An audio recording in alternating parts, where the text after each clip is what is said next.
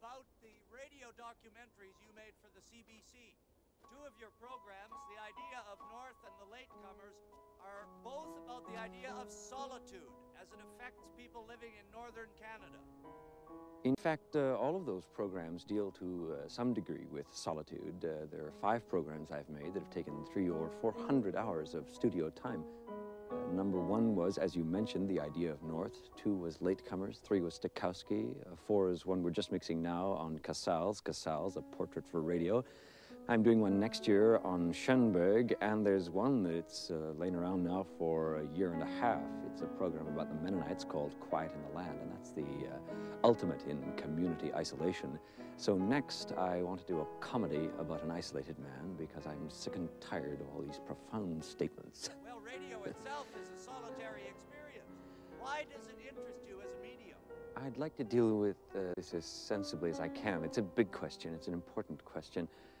I don't know what the effective ratio would be, but I've always had a sort of intuition that for every hour you spend with other human beings, you need X number of hours alone. Now, what that X represents, I don't really know, whether it be 2 7/8 or 7 2/8, but it's a substantial ratio. Radio's something that's always been very close to me ever since I was a child, something I listen to virtually non-stop. I mean, it's wallpaper for me. I sleep with the radio on. In fact, now I'm incapable of sleeping without the radio on ever since I gave up Nembutal. Does it affect your dreams?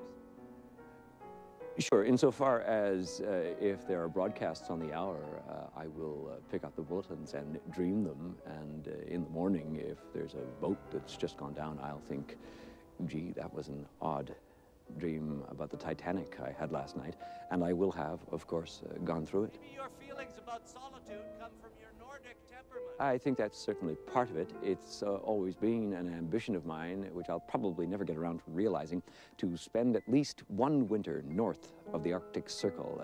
Anyone can go there in the summer when the sun is up, but I want to go there when the sun is down. I really do, and so help me, I'm going to do it one of these times. I've been saying this for 5 or 6 years now, and every year the schedule gets in the way. Well,